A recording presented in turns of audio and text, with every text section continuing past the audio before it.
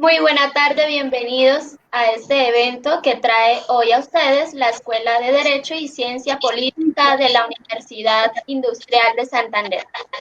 Hoy en este ejercicio académico titulado Implicaciones del caso Comunidades Indígenas, miembros de la Asociación La Cajonat, Nuestra Tierra versus Argentina. Tenemos grandes invitadas en la tarde de hoy. Antes de dar inicio a ello, les recordamos que la escuela tiene abiertas las inscripciones en la maestría en Derechos Humanos. Para mayor información,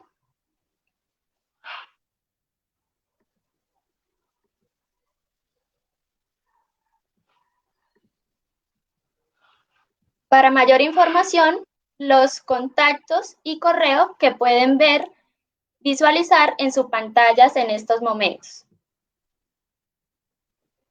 Es un espacio de formación de alto nivel académico orientado a propiciar una reflexión crítica en torno a la problemática de la violación de derechos humanos, analizando el marco normativo nacional e internacional para la defensa e intervención activa en procesos de aplicación y de negociación en este campo, desde una perspectiva histórica, filosófica y jurídica para promover, investigar, implementar políticas públicas e interactuar en procesos de negociación en defensa de los derechos humanos.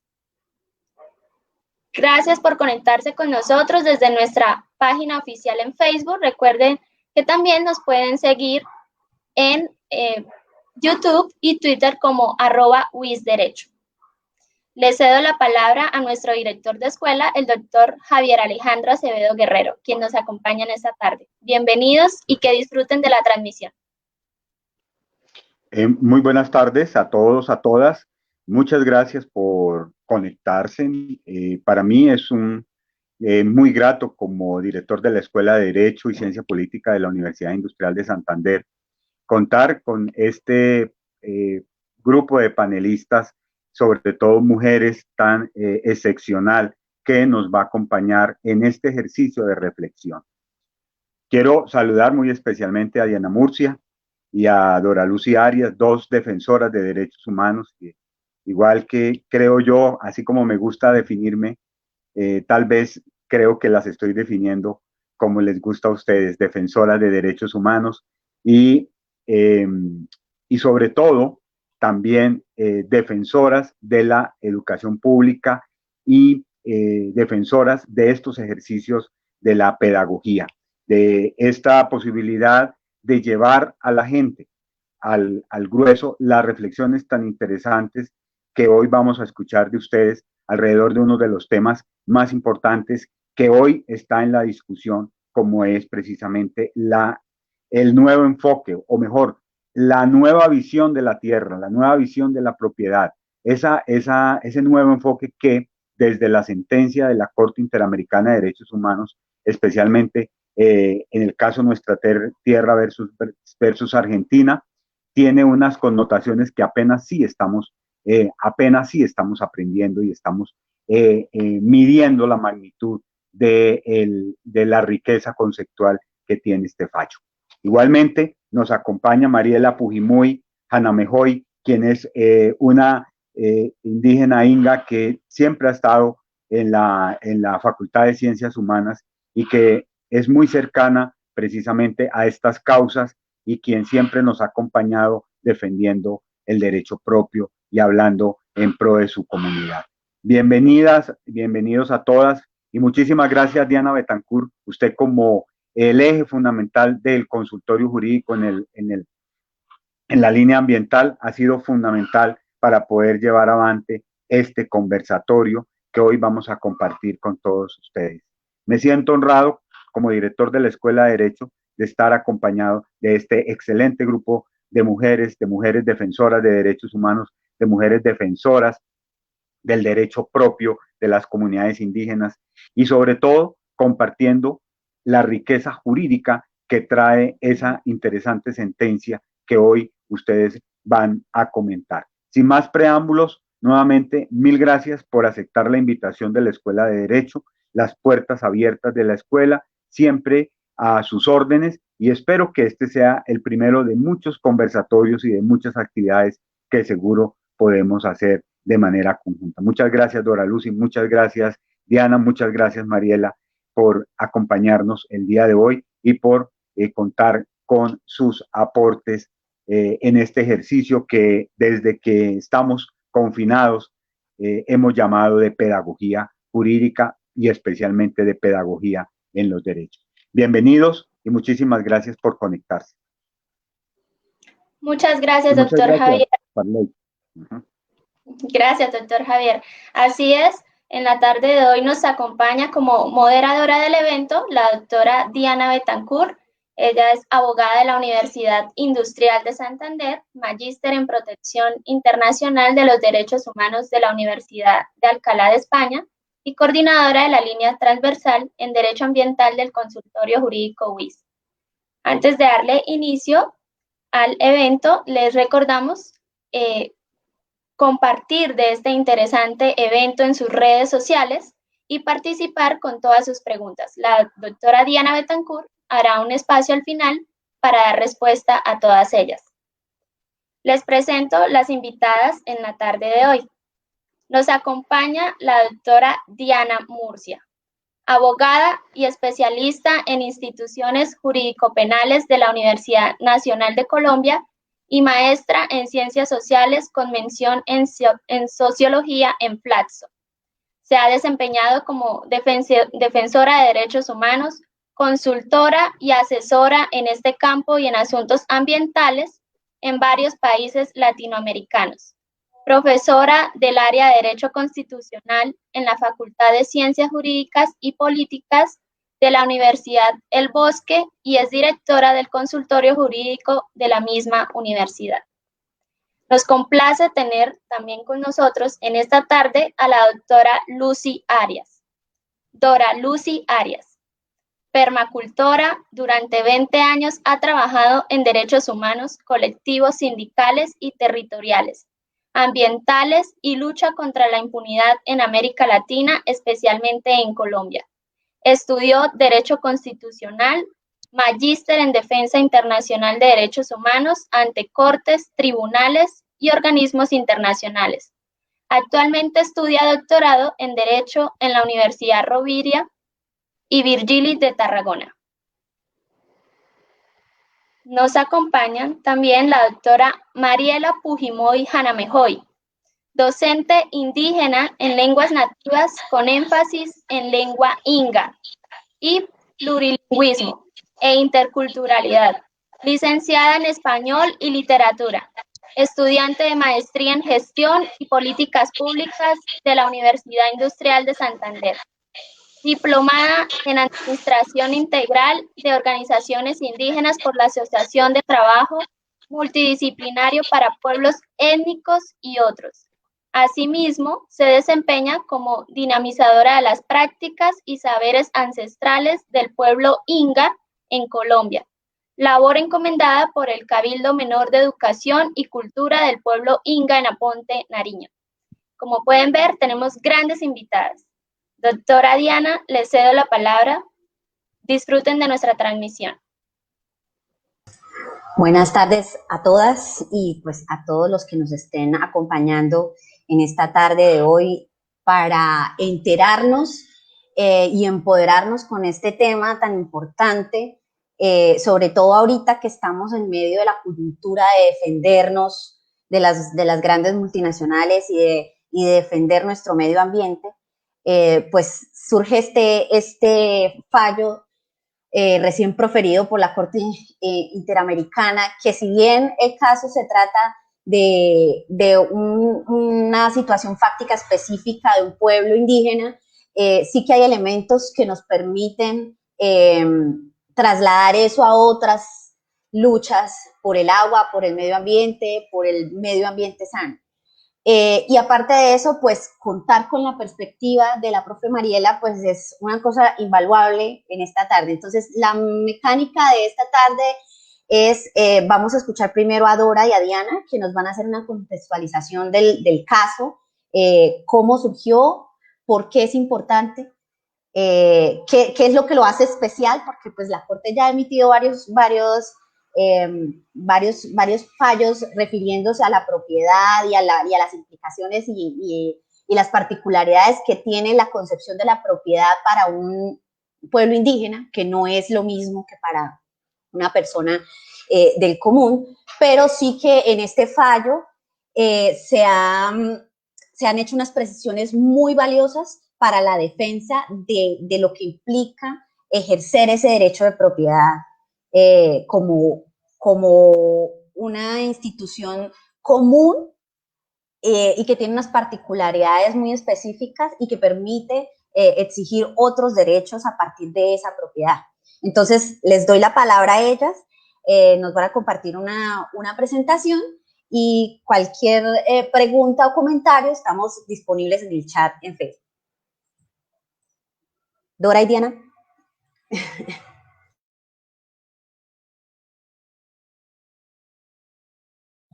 ¿No escuchamos? Hola. Ay, ya. ¿Nos escuchan? Ya. Ya. Empieza ahora sí. De acuerdo.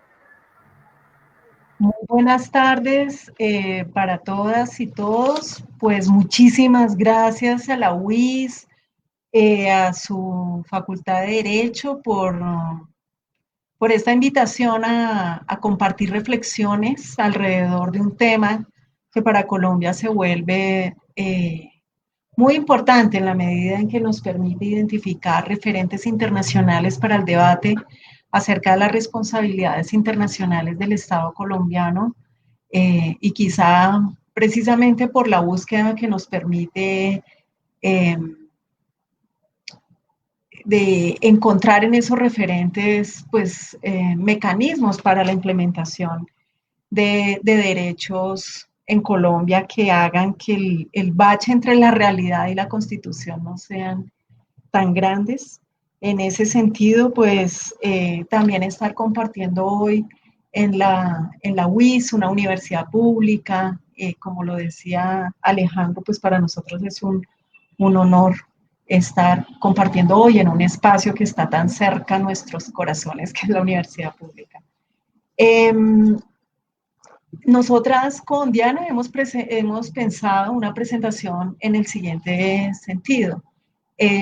4 momentos. El primero, un rastreo muy rápido de lo que fueron los antecedentes para llevar este caso a la Comisión Interamericana de Derechos Humanos, que luego pasó a la Corte Interamericana y produjo la sentencia que vamos a analizar.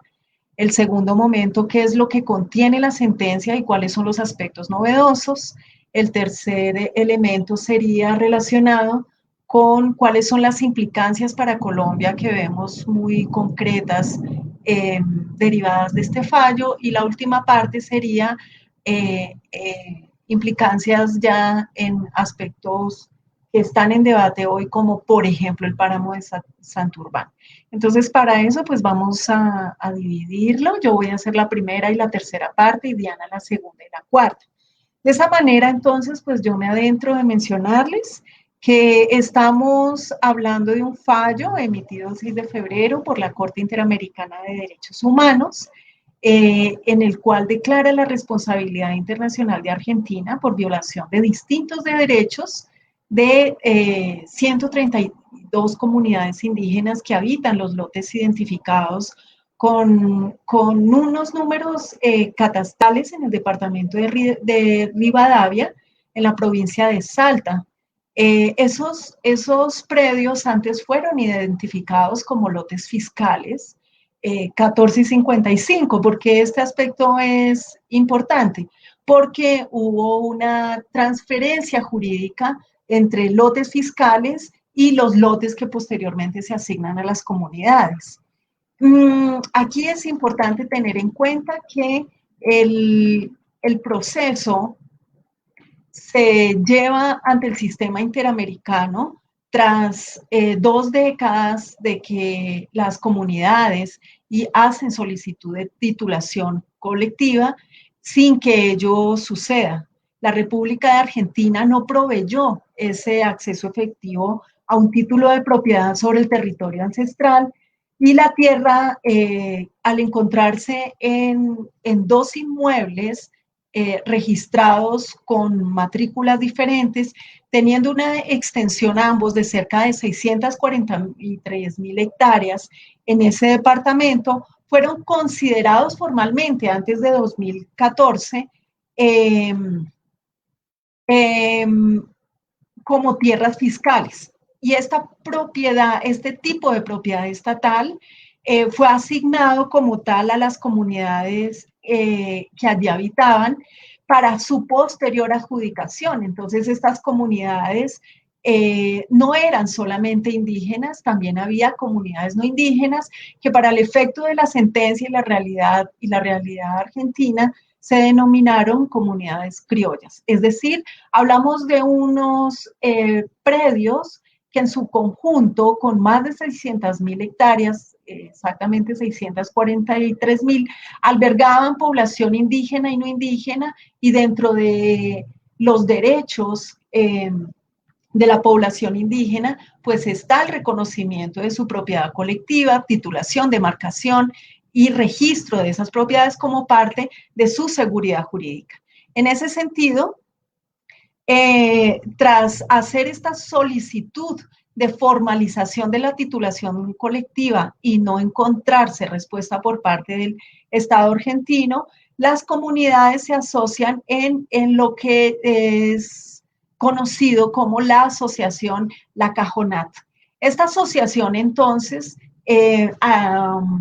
congrega diferentes comunidades, que en su conjunto son 132, que son de esta manera en que son reconocidos por la Corte como un colectivo a quien se asignan los derechos que más adelante vamos a ver. La manera en que fueron transferidos estos predios a estas comunidades se dio de manera indivisa, es decir, esa indivisión generaba las dificultades propias del manejo territorial indígena. Entonces, parte de las dificultades que se encontraban en la identificación de cuáles eran los lugares del territorio indígena que podían ser sometidos a la jurisdicción indígena, al derecho propio y por consiguiente al control territorial de las comunidades indígenas, contrastaba con el de los criollos, que tenían unas prácticas ambientales que en el sentir de las comunidades indígenas les impedía la garantía y el disfrute de su territorio, y por consiguiente hace parte de este hecho de las reclamaciones que se presentan ante el sistema interamericano. Entre estas prácticas están pues la manera en que se genera una ganadería también con cercos, y la contaminación y la devastación que esto implicaba generaba problemas dentro de las comunidades. Entonces, esta falta de titulación, además pues, de violar el derecho a la propiedad por la omisión estatal, de emprender acciones efectivas de control a la deforestación del territorio indígena y lo que conllevaba esta deforestación, así como obras públicas, concesiones para la exploración de hidrocarburos, sin cumplir con requisitos de realizar estudios previos de impacto social y ambiental y consultas previas, libres e informadas, hacía parte del abanico de derechos que las comunidades reclamaron ante este sistema. Asimismo, el acceso a la información, participación en los asuntos susceptibles de afectarles y, en ese sentido, la violación a las garantías de acceso a la justicia y de respuestas estatales adecuadas en la provisión de procedimientos adecuados para que la propiedad en el territorio ancestral pudiera ejercerse de manera adecuada. Creo que aquí es importante tener en cuenta que antes de la sentencia el Estado argentino emitió unas normativas de carácter general que constituyeron actos de reconocimiento de la propiedad comunitaria sobre la tierra reclamada. No obstante, se consideró que este aspecto no fue suficiente en la medida en que era necesario implementar otras de cara a una efectiva garantía del derecho de las comunidades indígenas. Y es por esto que la potencialidad de que el Estado cumpliera sus obligaciones y de satisfacción a los derechos implicados exigía una serie de medidas que más adelante pues Diana las va a enunciar, resaltándose que aquí el Estado argentino tenía obligaciones respecto de las comunidades indígenas, pero al hacerlo también tenía la obligación de observar pues los derechos de las comunidades criollas que allí estaban habitando ese territorio. En este sentido, pues luego de más de 28 años desde que se reclamara ese reconocimiento de la propiedad, a la Corte se le pidió evaluar pues esta falta de procedimientos adecuados en Argentina, pero además lo que implicaba esta falta de procedimientos adecuados con todo lo que ya he mencionado, de impactos concretos sobre estos territorios, y en ese sentido una precariedad en la manera en que se garantizaba la propiedad colectiva y la habitabilidad de un territorio claramente colectivo de una comunidad indígena.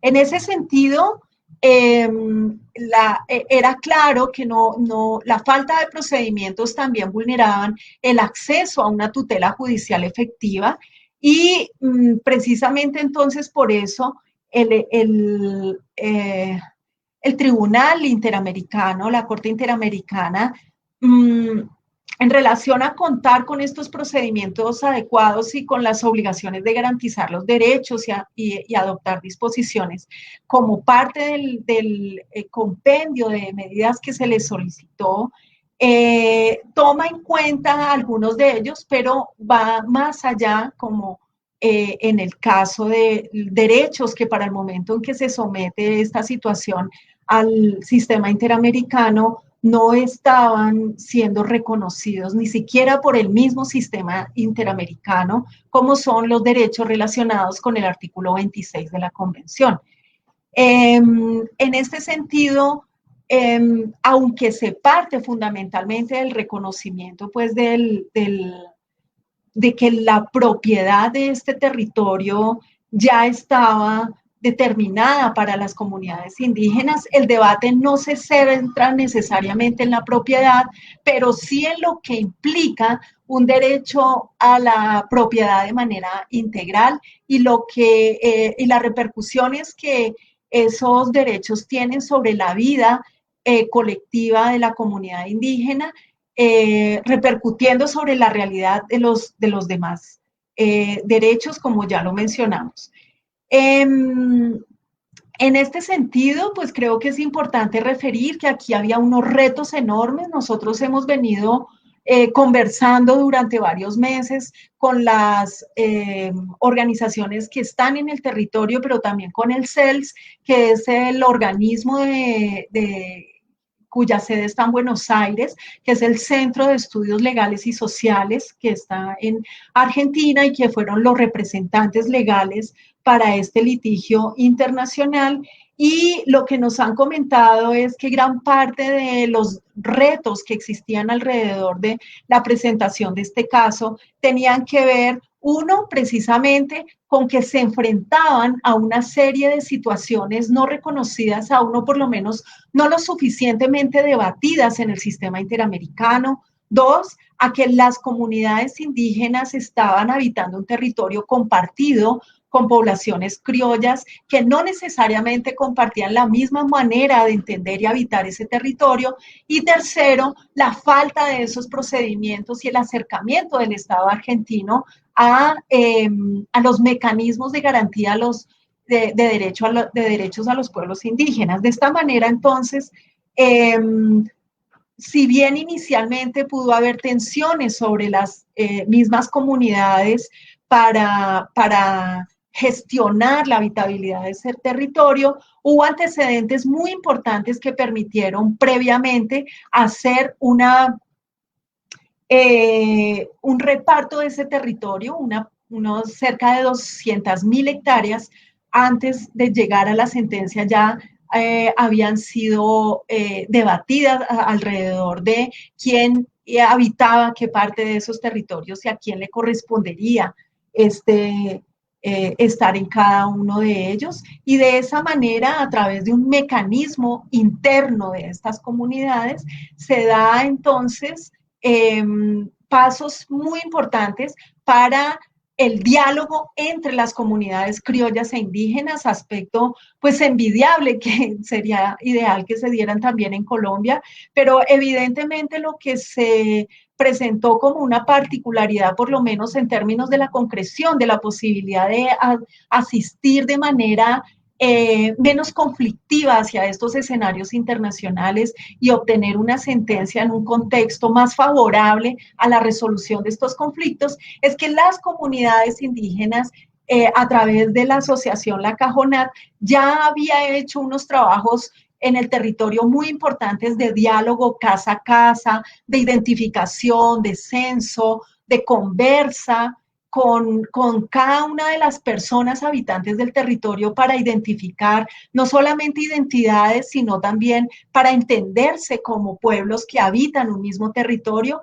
Y eso llevó incluso a que a esta altura los criollos también le hayan pedido a los mismos abogados que si podían llevar su representación ante la Corte Interamericana en la medida en que su interés era rápidamente resolver este conflicto. Yo creo que en aras del tiempo yo dejaría ahí que es un contexto muy grueso relacionado pues con los antecedentes para la presentación de este caso y luego pues retomaré después de que Diana nos comente cuáles fueron las decisiones de la sentencia y los aspectos novedosos.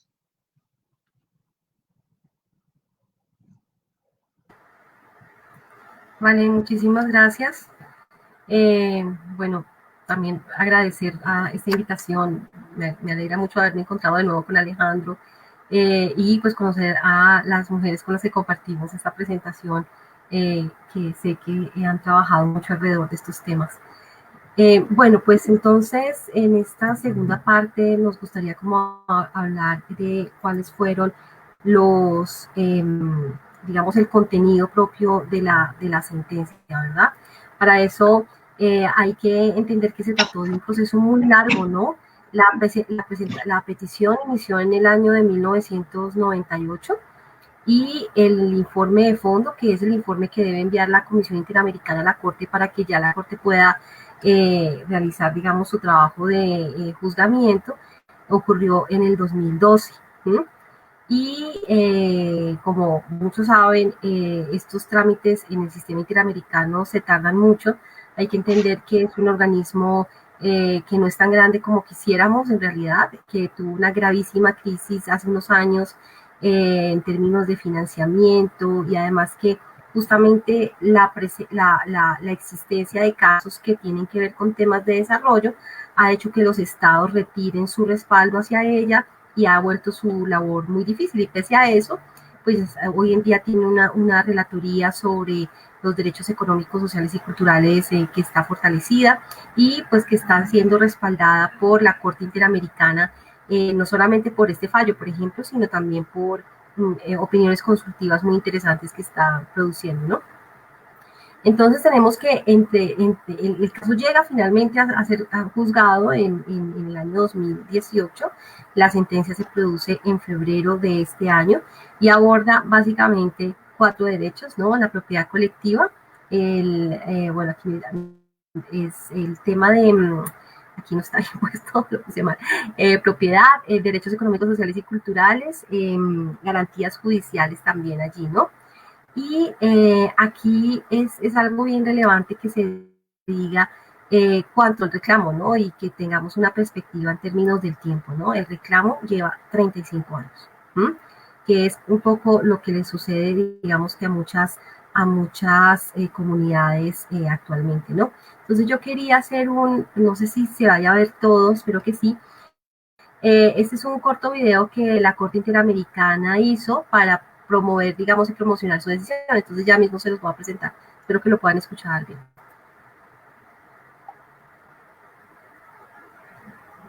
Ahí se perdió.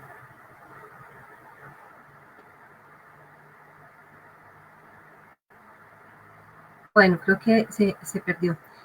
Es muy corto, en realidad era un minuto en donde la Corte de hecho presentaba, creo que hizo una propaganda muy importante sobre cómo el caso es el primero en el cual se aborda el artículo 26 de forma independiente y justiciable, que es el artículo que habla de derechos económicos, sociales y culturales en la Convención Americana de Derechos Humanos. Y eso es algo bien interesante, digamos, de comprender, porque tiene que ver con el hecho de que históricamente la Corte Interamericana o el sistema interamericano no han podido abordar integralmente este núcleo de derechos debido a que hay un protocolo en realidad que es anexo, que el protocolo de San Salvador, que reconoce más extensamente estos derechos, y los casos que históricamente llegaron a la Corte pues fueron casos de derechos civiles y políticos, ¿no? Entonces digamos que por ese desarrollo histórico del mecanismo, pues es la primera vez que de forma autónoma se aborda ese tema, a pesar, como lo mencionó la profesora Diana al comienzo, a pesar de que ya en la Corte existen diferentes casos fallados a favor de los pueblos indígenas, y que de hecho uno de las características de esa jurisprudencia es reconocer la integridad medioambiental de los territorios indígenas. Es decir, aquí ya habían muchas cosas, pero es la primera vez que la Corte autónomamente decide hacer justiciable este derecho, y lo hace de una forma muy particular, y es porque, por ejemplo, en ese punto no hubo acuerdo. Se llegó a un desempate, o sea, fallaron 3-3, y ¿quién desempató? Pues la presidenta de la Corte en ese momento, porque es la que, según el reglamento, puede desempatar, digamos, esas decisiones, y ella estuvo a favor. Eso quiere decir que estuvimos a un voto de que no se produjera una jurisprudencia tan interesante en materia de justiciabilidad de derechos económicos, sociales y culturales, ¿no? Entonces, aquí hay una característica bien particular, es que nunca estuvo en debate la propiedad indígena, a diferencia de otros casos en los cuales se debate si el título existe o no. En este caso no había duda sobre eso. La controversia en realidad se refiere específicamente a la conducta estatal de que nunca le brindó seguridad jurídica a los derechos de la comunidad sobre la propiedad. Entonces, eso también es una característica muy importante, digamos, que de este caso. Bueno, estas son algunas de las fotografías que hemos traído a la luz, y no sé si de pronto más adelante quieras contextualizar, pero es, digamos, son todo el proceso de las comunidades definiendo su territorio y el trabajo que se hace, imagínense, en 38 años de litigio alrededor de este tema, ¿no? Entonces, la sentencia pues tiene, este es, digamos, el contenido, digamos, de la sentencia. Hay, digamos, una primera parte que es el debate sobre los hechos. Allí es bien interesante, ahí se dio una discusión sobre cuáles eran los hechos que entraban, si solamente entraban los hechos hasta el momento en el cual se hizo el informe de fondo, que fue el año 2012 o no. Y la Corte dice, todo lo que sea conexo a los hechos entra, ¿no? Porque además habían muchas vulneraciones de derechos territoriales, entonces era importante definir el punto.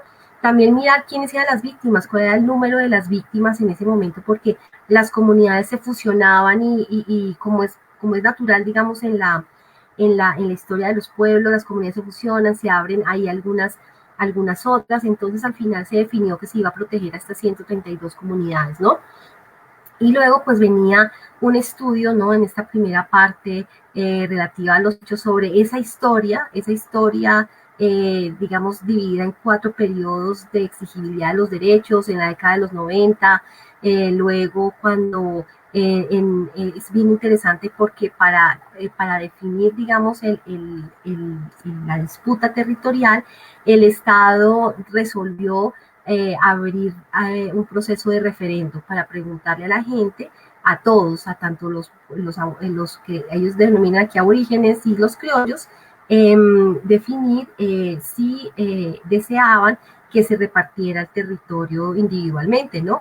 Y entonces el referendo gana con el 98% y dice sí queremos que esto se reparta, ¿no? Pero resulta que ese es un elemento que no es permitido para el Estado, porque el Estado no podía poner ese tipo de decisiones al público en general, porque ahí había ya un reconocimiento de derechos territoriales, digamos, de las comunidades indígenas, ¿no? Em, y bueno, también en esta parte de hechos la Corte hace un rastreo sobre esas acciones jurídicas que se hicieron en todos estos años, a recursos de amparo, que son los que nosotros conocemos como tutela, acciones administrativas, es decir, muchísimas acciones que nunca terminaron realmente con la protección de las comunidades, ¿no? Luego, la Corte aborda específicamente el derecho a la propiedad, ¿no? Y entonces vuelve sobre su jurisprudencia que ya había generado al respecto, vuelve sobre las características de la comunidad, de la propiedad comunitaria en los pueblos indígenas y de las obligaciones que hay hacia ella, entre ellas delimitar, abstenerse de realizar actos que puedan afectarla y afectar el goce de esa propiedad colectiva, y también controlar, digamos, la situación en relación con terceros, ¿no? Y entonces allí la Corte dice, es evidente del estudio del caso que el Estado no hizo lo suficiente y que hay unos retardos injustificados en adoptar las decisiones que ha debido adoptar para proteger este derecho a la propiedad. Luego habla sobre, también en esta parte, sobre lo que pasó alrededor de la construcción de megaproyectos y de obras que se hicieron en el territorio. Este es un territorio, como lo vieron en el mapa al inicio, que es fronterizo, entonces ahí se construyó un puente, se empezaron las construcción de un puente internacional, y esto obviamente se hizo sin consulta, porque ¿cómo vas a entrar en un proceso de consulta si tu territorio aún no está titulado, ¿no? Entonces ahí de bulto esta violación de la propiedad, pero también obviamente el derecho a la participación. También acá se discute ya, digamos, en una siguiente fase, se discuten varios derechos que la Corte decide evaluar de forma interdependiente, ¿no? Entonces, por ejemplo, habla del derecho a la circulación y residencia. Y entonces aquí hablan de todo el problema, digamos, ambiental que había en relación básicamente a que los criollos llevaran la ganadería al territorio.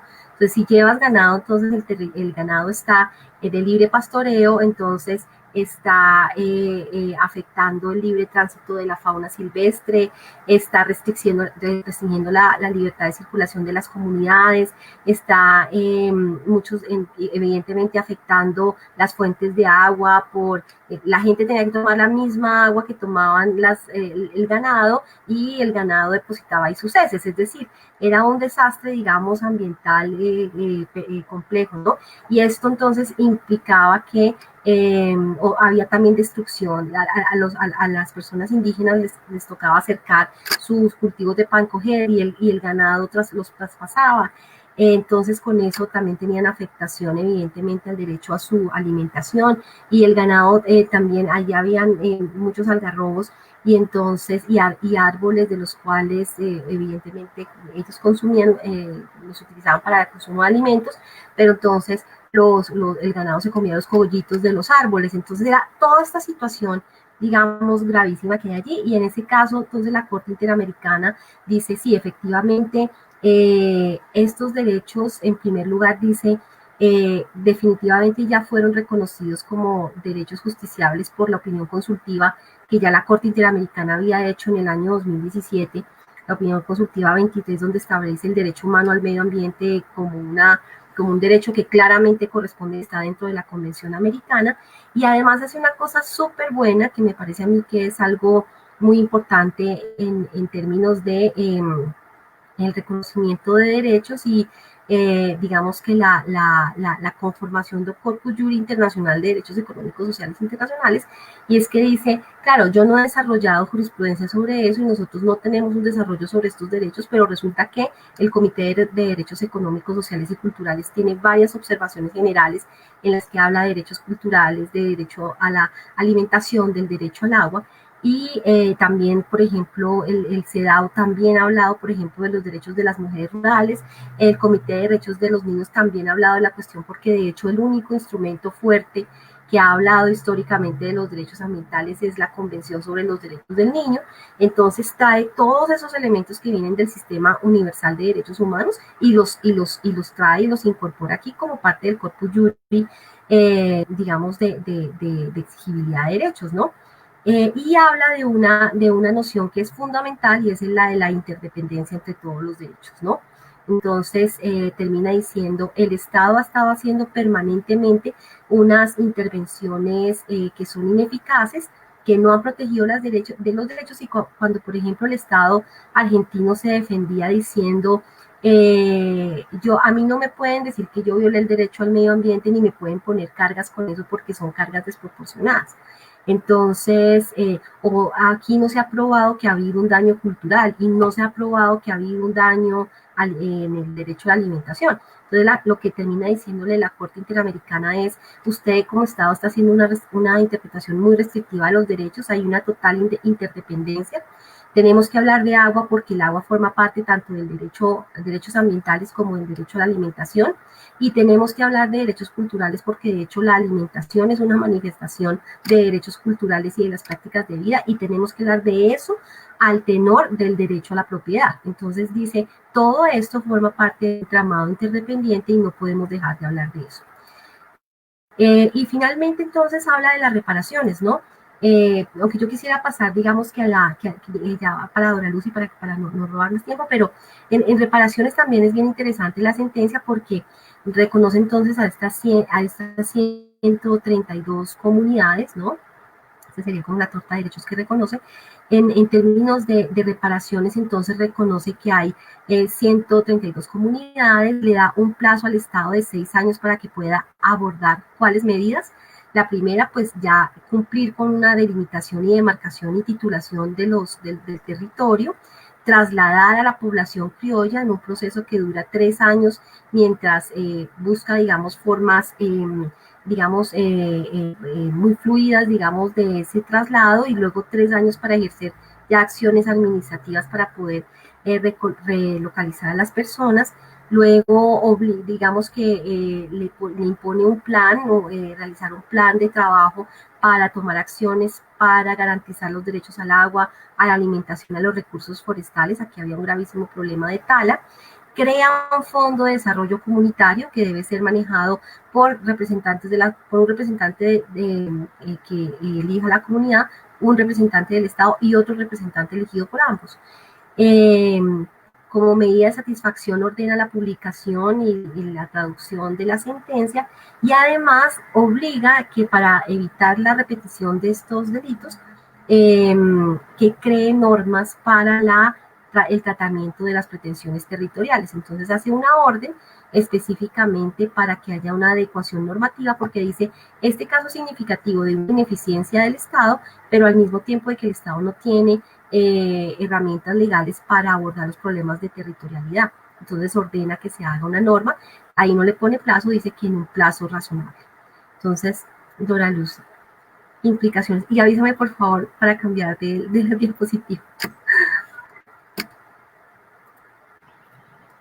Bueno, para efectos de abordar las implicaciones en concreto en Colombia, vimos que la mejor manera de hacerlo era abordando una sentencia en concreto de la Corte Constitucional, que en este caso es la 530 de 2016, que tiene una particularidad muy interesante, y es que el magistrado Ernesto Vargas, que es quien es ponente para esta sentencia T530 en el 2016, cuando sale de la Corte Constitucional colombiana, es nombrado en la Comisión Interamericana de Derechos Humanos, y es él quien sustenta el caso de la Cajonat ante la Corte Interamericana de Derechos Humanos.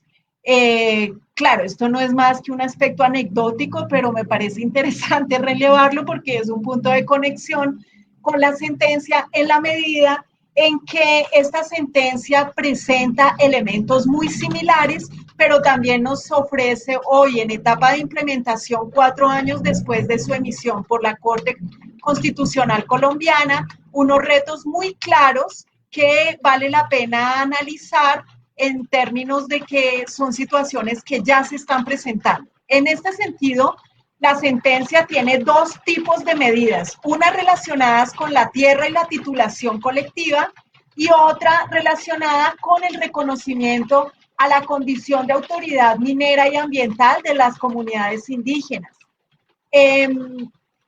teniendo en cuenta que cuando hablamos de tierra se da el referente de la obligación del Estado. Tenemos 4 obligaciones a nivel internacional que tienen que ver con la delimitación, la demarcación, la titulación y el registro de la propiedad colectiva. Es entendible que elementos tan importantes de esta titulación, pues sea muy difícil que estados con la configuración racista que tiene el Estado colombiano, pues permita avanzar en este ideal, pero ahí tenemos ya un primer reto. Entonces, el derecho a la territorialidad ancestral tiene que ver con que el resguardo Cañamomo-Loma Prieta, que es la comunidad que es protegida a través de esta tutela, es una comunidad cuyos títulos datan de 1627, es decir, una comunidad de origen colonial.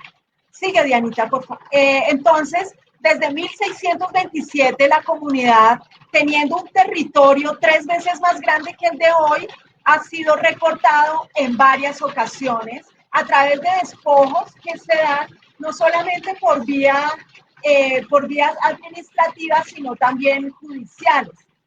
De tal manera que el siglo XX para esta comunidad se caracterizó por la búsqueda de que su territorio no siguiera siendo recortado, pero en el paso del tiempo y especialmente en la etapa republicana, yo no sé si se escucha mucho la lluvia porque empezó a llover horrible. Espero que eso... No, te escuchamos bien, no te preocupes. Entonces, especialmente en la etapa republicana, una de las características precisamente, y ahí viene otro reto, del Estado republicano fue tratar de asimilar los pueblos indígenas, de invisibilizar sus identidades y buscar bajo el Estado-nación que hubiera una nación sin diferencias, una nación que eliminara precisamente esas particularidades identitarias de los pueblos indígenas, y eso hizo que durante el siglo XX gran parte de este territorio en Colombia fuera recortado, pero además a través del uso de la violencia y los discursos discriminatorios se logró un despojo judicial, administrativo y de hecho. Sigamos adelante. Con el caso de esta comunidad en la que pues también relatores internacionales y a diferentes organismos han visitado para evidenciar lo que ha implicado la lucha de la comunidad indígena para un país en el que claramente pues hay el uso del ejercicio de la fuerza física y la violencia para la determinación de lo que se ha de hacer. Entonces aquí tenemos retos relacionados ya no solamente con lo judicial, sino con la protección de las comunidades que luchan porque sus derechos sean reconocidos. Aquí tenemos, por ejemplo, que en el caso de la Cajonat, si ustedes, de la Cajonat, ustedes recordarán que hablábamos de 643,000 hectáreas que luego de la excisión se convirtieron en cerca de 400,000 hectáreas. Aquí estamos hablando de un territorio de 4,837 hectáreas para más de 22,000 personas. Es decir, hay un hacinamiento total. Sin embargo, todos estos cuadritos que ustedes ven ahí en ese mapa son titulaciones privadas que hay sobre ese territorio colectivo. Hay más de 1,900 títulos existentes actualmente sobre ese territorio. Entonces, aquí refiero otro de los retos. ¿Cómo garantizar seguridad jurídica a la propiedad colectiva cuando de tantos años atrás ha habido la permisión del Estado, pero además la connivencia del Estado, en que los territorios indígenas o los territorios colectivos se llenen de titulaciones privadas que al momento de ejercer los derechos y de las clarificaciones necesarias va a generar unas confrontaciones internas que por eso mencionamos que no es lo mismo que en Argentina, en donde hubo unos antecedentes muy diferentes a los de Colombia. Sigamos. sigamos, Diana, creo que ya. Básicamente, entonces, en estos minutos que me quedan, me voy a referir a los retos que nos plantean sentencias como estas.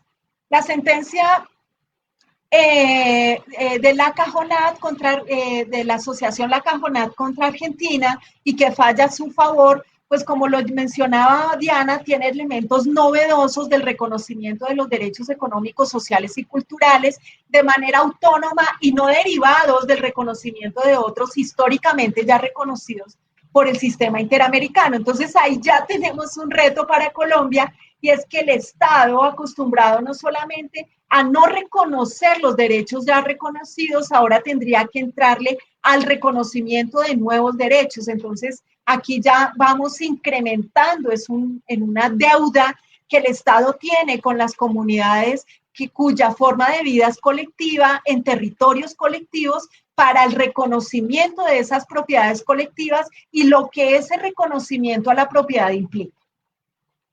Otro reto al que me gustaría referirme entonces es este tema de entender los pueblos indígenas y las comunidades en los territorios no como una expresión de la diversidad y de la riqueza de la multiculturalidad de Colombia, consagrada en la Constitución, sino a veces como un estorbo para la implementación de megaproyectos, ya sean de megaminería, hidrocarburos, mineroenergéticos o de infraestructura, porque como se ha visto y se denuncia de manera reiterada, el desconocimiento a los derechos al momento de tomar las decisiones es casi que una práctica cotidiana que obliga a las comunidades a o callarse o a protestar o recurrir a las acciones jurídicas que, como en el caso de la sentencia T530, en efecto son importantes porque reconocen derechos, pero ahí no termina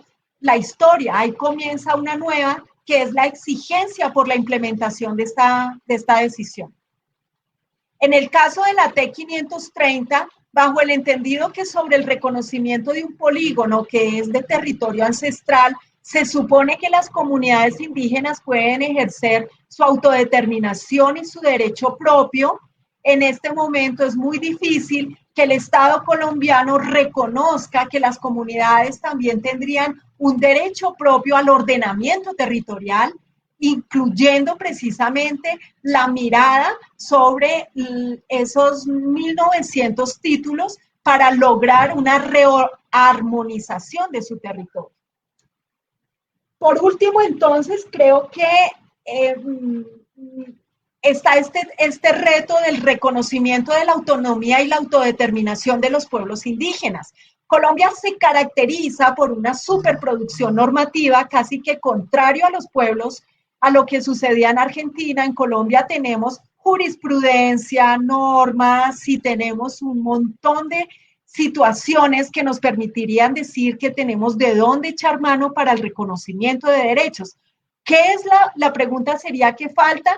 En mi sentir, voluntad política real del reconocimiento de estas identidades colectivas, de esta riqueza de la multi o pluriversidad, como lo diría el maestro Arturo Escobar, en el sentido de que eso hace parte de los valores maravillosos que tiene una nación pluriversa como la colombiana y que en la Constitución pues se determina con claridad el reconocimiento a esa diversidad. Y esa diversidad, como en el derecho a la propiedad lo explicaba Diana, no solamente implica una propiedad seca, sino los derechos que de ahí se derivan. En el caso de la autonomía, hay una serie de situaciones o de mecanismos que tendrían que derivarse del reconocimiento al derecho propio, a la autodeterminación, al autogobierno. Y en ese sentido hay unos choques muy fuertes con el Estado colombiano que no termina de entender el alcance de estos derechos y la posibilidad que tienen los pueblos indígenas sobre estos territorios para autodeterminarse y producir su propia normativa de cara a sus usos usos, formas y costumbres. Entonces, importante reconocer que la situación que vivía Argentina, la producción de la sentencia, la Cajonat, no es la misma que se vive en Colombia, dado el altísimo nivel de conflicto intraétnico y cómo el Estado lamentablemente ha contribuido a la exacerbación de esos conflictos. Y pues yo presiento que no hay mucha voluntad de ayudar a la resolución de esos conflictos, generando una mirada más amplia sobre lo que es la tierra en el país, la desconcentración de tierra y la posibilidad de que las comunidades, no solo indígenas, sino campesinas y afros, puedan gozar de sus territorios como también debe ser, sin que necesariamente esas contradicciones o esas tensiones tengan que resolverse entre las mismas comunidades, sino precisamente con una mirada de país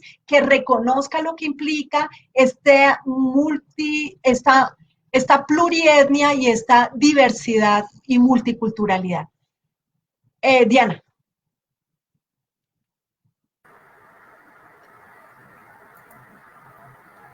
Vale, entonces, una última pregunta que nos tenían acá era sobre, bueno, tenemos esta sentencia, eso cómo se puede ver para el caso colombiano, pero también a futuro, cómo puede servir para realizar la justiciabilidad de los derechos en otros escenarios, con diferentes ecosistemas, diferentes problemáticas, la variedad, digamos, de grupos poblacionales que tenemos en el país. Entonces, al respecto, yo quiero, la verdad, hacer una reflexión en relación a cuáles son los estándares internacionales que hay y que se han desarrollado en el último tiempo y que pueden ayudar a configurar, digamos, unos discursos que pueden afianzar de una manera, digamos, mucho más fortalecida esas reivindicaciones que se hacen en política social y judicialmente, ¿no? Entonces, al respecto, yo quisiera decir que esta sentencia es un eslabón más, pero es un eslabón muy importante en el marco del reconocimiento de los pueblos indígenas en el sistema interamericano. Si nosotros nos damos cuenta, bueno, en el 59 se crea la Comisión Interamericana, la convención entra en vigor en el 78, entonces décadas 70 es como esa conformación del organismo, y luego fíjense que en el 72 se produce el primer informe que hay, y es sobre el caso de los indígenas guaivos versus Colombia, donde hay un informe preliminar sobre la situación de ellos, y en el 83 hay un primer informe sobre los pueblos misquitos en el Caribe, ¿no?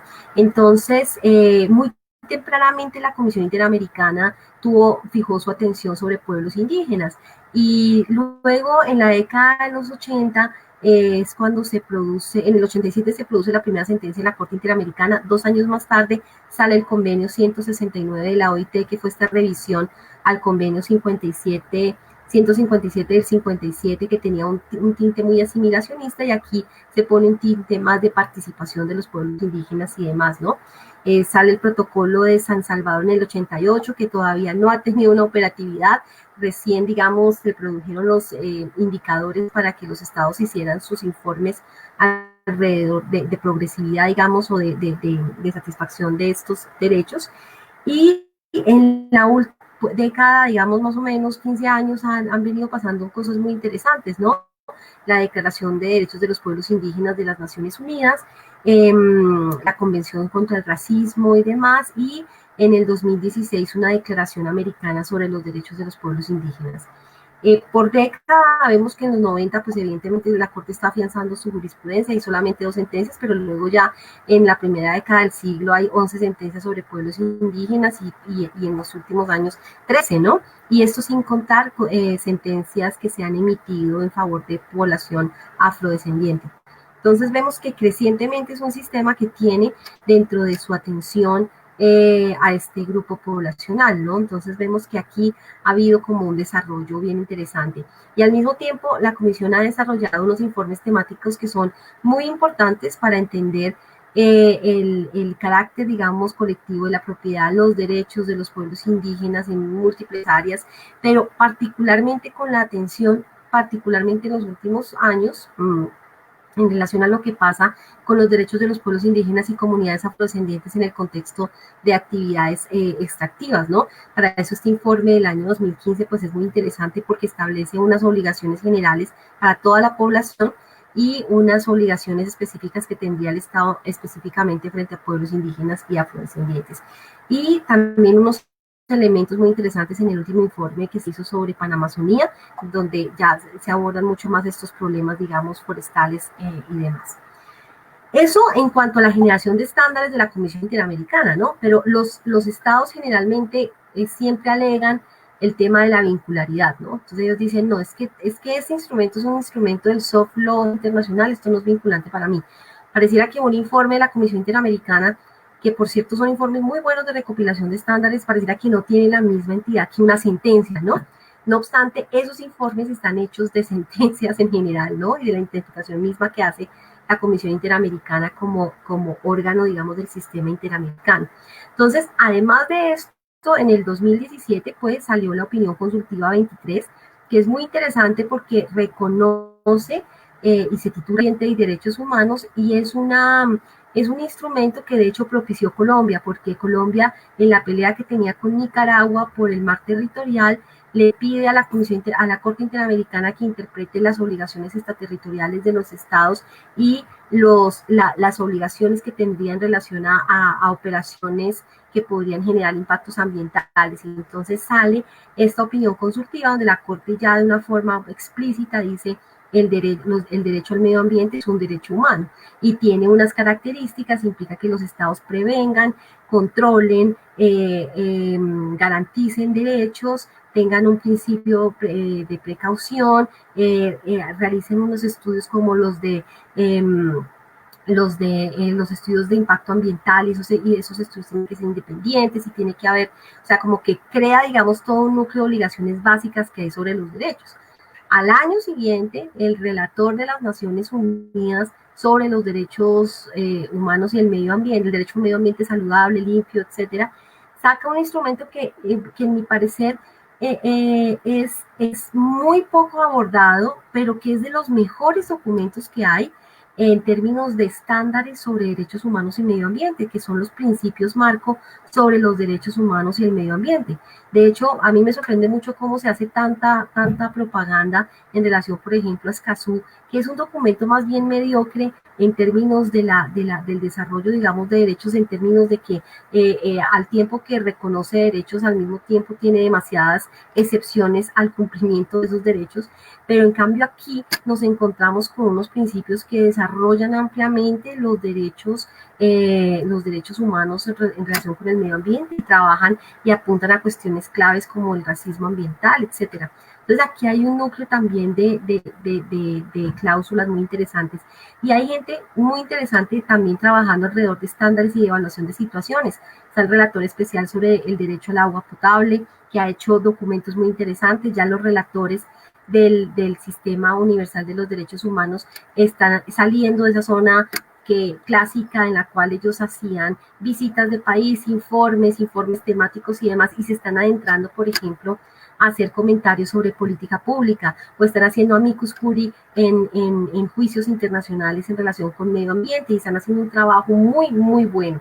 Entonces también está este relator, está por supuesto el relator sobre el derecho a la alimentación, que históricamente ha tenido unos desarrollos muy, muy importantes y que además en complemento un poco con el tema de la sentencia, que me parece como súper favorable. Hay una parte en la sentencia de Lancajona que habla sobre la relevancia cultural que tiene la alimentación, ¿no? Y eso para quienes, por ejemplo, nos oponemos a la biotecnología y al uso, digamos, por ejemplo, de organismos modificados genéticamente en la alimentación, es algo bien importante que se diga por primera vez, ciertamente, en una sentencia, ¿no?, de la Corte Interamericana. Y aquí hay algunos elementos, digamos, muy cercanos sobre eso. Y finalmente tenemos, digamos, a los principios rectores sobre las empresas y los derechos humanos, que es un instrumento frente al cual, pues, yo creo que siempre van a subsistir críticas, definitivamente, pero tiene un elemento muy interesante en términos de rendición de cuentas que no había en el escenario internacional. Y tiene que ver con llamar, digamos, a las empresas a que defiendan que efectivamente tienen una perspectiva de debida diligencia cuando realizan sus diferentes operaciones. Y aquí también, evidentemente, hay una reflexión sobre lo que tiene que ver con medio ambiente. Entonces yo creo, era simplemente decir que es muy importante la sentencia por ese reconocimiento autónomo y esto abre una puerta, claro, una puerta que pudo no haberse abierto, como les mencioné, esto quedó 3-3, o sea, esto no es una decisión mayoritaria, pero ocurrió la decisión y entonces la acogemos evidentemente. Entonces aquí es esa decisión más todo esto que también hay, que hace unos años no había. Es decir, esta es una década, yo creo, en la cual ya contamos con herramientas para hablar de derechos humanos y medio ambiente en el mismo saco. Y no como siempre que era dividido, ¿no? Como uno que sí, porque los temas siempre están divididos. Tú tienes un Ministerio del Medio Ambiente y tienes por el otro lado una Oficina de Defensoría del Pueblo. Tienes por un lado toda la sección de Naciones Unidas sobre medio ambiente con el PNUMA o con el PNUD para desarrollo y por el otro están los temas de derechos humanos, es decir, son dimensiones que no se han cruzado, pero aquí ya se cruzaron y eso es algo muy importante. Ahora, para la justiciabilidad nacional, simplemente ya para terminar, aquí entonces vienen los retos para el caso colombiano, ¿no? Entonces los retos para el caso colombiano es que estamos creciendo en el número y calidad y temáticas que abordan los estándares internacionales de los derechos humanos. ¿No es increíble cómo se habla de nuevos grupos poblacionales en riesgo y se crean observatorios para eso? Por ejemplo, las personas albinas, ¿no? Por ejemplo, ya tenemos varios relatores sobre los adultos mayores, que eso no existía hace unos años, ¿no? Tenemos ya relatores que están hablando del orden internacional justo, ¿no?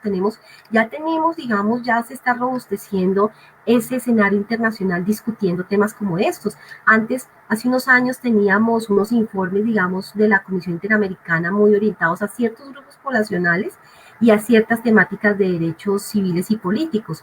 Hoy en día ya, por ejemplo, tenemos un informe sobre empresas y derechos humanos, sobre corrupción y derechos humanos, sobre política pública y derechos humanos. No había eso antes. Ahora eso está acá y eso quiere decir que hay un repunte en la construcción de estándares internacionales y la consolidación de un corpus juris que te permite en lo nacional pelear, dar las peleas con ese núcleo y ese desarrollo de estándares. Pero en Colombia estamos como los cangrejos, ¿no? En Colombia el problema es que sí estamos para atrás. Ya perdimos la corte. Yo en algunos otros momentos he dicho, esto es duro, pero tenemos que admitir que esa relación tan bonita, tan larga, tan duradera terminó y que tenemos que entrar en ese proceso de tusa en el cual nos damos cuenta y tomamos distancia de algunas de las decisiones y tenemos que también ser muy críticos con eso y tenemos que ver cuáles son los desafíos de que mientras hay un escenario internacional con mayor número de cumplimiento de derechos, aquí tenemos regresividades inauditas, ¿no? Como esa práctica de la Corte Constitucional de echar para abajo su jurisprudencia con base en estas nulidades y en estas revisiones, con un revisionismo de los derechos, particularmente en el campo del ámbito ambiental, la destrucción del principio de precaución con la sentencia que habló sobre el tema de las fumigaciones, la destrucción de las capacidades locales de los autoridades para tomar decisiones de protección de sus territorios, la destrucción de muchos elementos que habían estado presentes en la jurisprudencia previa y que ahora no están. Entonces, tenemos un aumento de estándares, pero aquí institucionalmente y filosóficamente y políticamente estamos yendo hacia el otro sentido en términos de derechos. Con eso creo que terminamos nuestra presentación conjunta. Muchas gracias.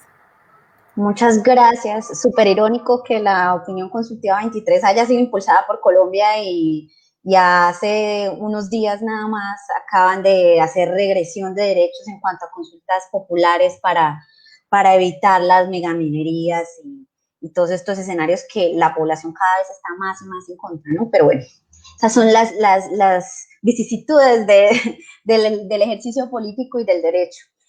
Quisiera darle entonces ahora la palabra a la profesora Mariela para que nos cuente la perspectiva de los pueblos indígenas.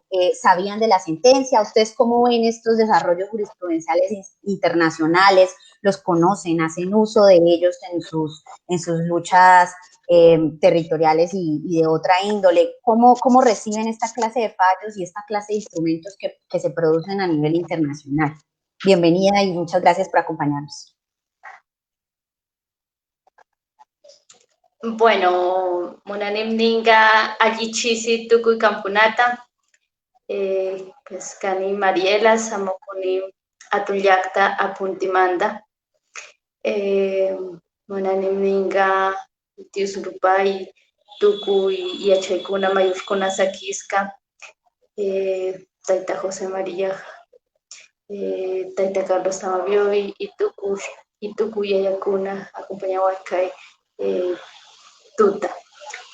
Bueno, en principio, pues muy buenas noches, un cordial saludo, agradecer por este espacio para entrar a reflexionar sobre la situación en la que se encuentran nuestros pueblos originarios, partiendo de identificar diferentes rasgos del caso de las comunidades indígenas, miembros de la asociación La Cajonat, y pues cómo la sentencia proferida por la Corte Interamericana de Derechos Humanos pues deja ver esa situación que no es ajena a lo que se vive en Colombia, ¿no? Hablamos de la violación a los derechos legalmente reconocidos, a los derechos territoriales, a esos derechos a la propiedad colectiva y cómo esas exposiciones han ocasionado afectaciones socioculturales por diferentes razones, ¿no? Hablamos por obras públicas, si nos vamos con ese tema, por ejemplo, la construcción de la variante en lo que es el Valle de Sibundoy, el impacto que ha dejado eso, la exposición en el tema ambiental por el extractivismo de petróleo en la parte del Putumayo con el pueblo Siona, y bueno, así habrían diversos casos que pues nos permiten identificar entonces en este sentido, desde esta sentencia, cómo tenemos que empezar a articular esfuerzos desde las diferentes organizaciones a nivel de Colombia. ¿Sí? Tenemos la Organización Nacional Indígena de Colombia, la Organización de Pueblos Indígenas de la Amazonía Colombiana, el Consejo Regional Indígena del Cauca, digamos que a nivel de pueblo inga, del cual hago parte, el Tribunal de Pueblos Indígenas del Suroccidente Colombiano, articulado con 6 pueblos indígenas, ¿sí? El pueblo inga, el pueblo copán, el pueblo agua, el pueblo quillacinga, entre otros pueblos, que de alguna manera tendremos que seguir entonces unificados para de alguna manera ver cómo finalmente logramos consolidar que esa vulneración de derechos, sí, que se han venido dando, a pesar de que existen, digamos, derechos que están plasmados en la legislación, pero que en la práctica no se llevan a la realidad, ¿sí? Entonces nos vamos a encontrar pues con ese trato ilegal que se le da a nuestras autoridades tradicionales y a nuestros territorios, esas decisiones que terminan afectando a la vida de nuestros pueblos por la omisión que se le hace a la ley, ¿sí? Y de alguna manera ese desconocimiento al territorio ancestral, a la cultura, a la espiritualidad, a la forma como desde nuestros pueblos hemos definido autodeterminarnos, y cómo esas acciones, ¿sí? Han llevado pues a situaciones muy fuertes que inclusive, digamos, han llevado a que nuestros territorios se vea necesariamente, se padezca, ¿sí? La desnutrición extrema en muchos de nuestros pueblos, la falta de acceso a los servicios de salud, a la vivienda digna, el derecho al agua potable. Sumado a eso, digamos que está la misma inoperancia del Estado para ayudar a contrarrestar el conflicto armado que pues termina haciendo afectaciones a nuestros territorios y finalmente pues ocasiona una vulneración total al tema cultural, y por eso incluso desde nuestros territorios hemos dicho pues es tiempo de tomar el bastón de la paz y seguir caminando en alto por la defensa de la vida y de la madre tierra, ¿sí? porque pues, los procesos de lucha, de resistencia, van a estar enmarcados en la protección y la salvaguarda de nuestros territorios. A partir de eso, pues, proteger nuestros páramos, nuestras lagunas, nuestros caminos ancestrales, ¿sí? Todos esos elementos que configuran la naturaleza y que para nosotros se constituye la fuente de vida, la fuente de bienestar. A partir de eso, venimos pues entonces, digamos que recogiendo esos elementos que implican a nivel de los pueblos pues, un reto, y es unificarnos, les digo,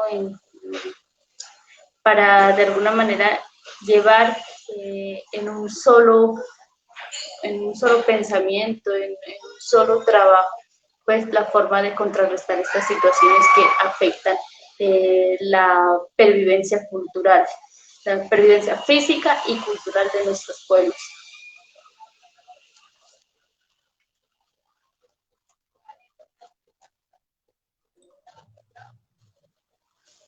Listo, muchas gracias.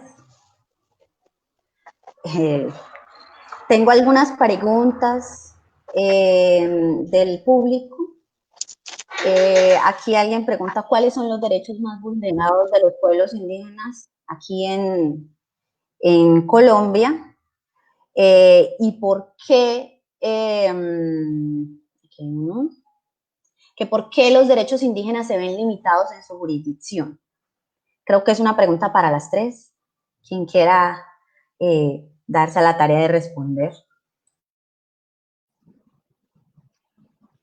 Bueno, pues yo quisiera notar frente a eso que quizá el principal derecho que se vulnera a los pueblos indígenas, de lo que he podido ver, es el derecho a al reconocimiento de su misma existencia. Porque cuando no se reconoce que ese otro existe, pues menos se va a reconocer que ese otro tiene derechos. Entonces, la manera en que el Estado colombiano y las empresas interesadas en los territorios para la imposición de megaproyectos, de alguna manera han esquivado, y por eso la cantidad de jurisprudencia que hay sobre pueblos indígenas, lo que refleja es precisamente las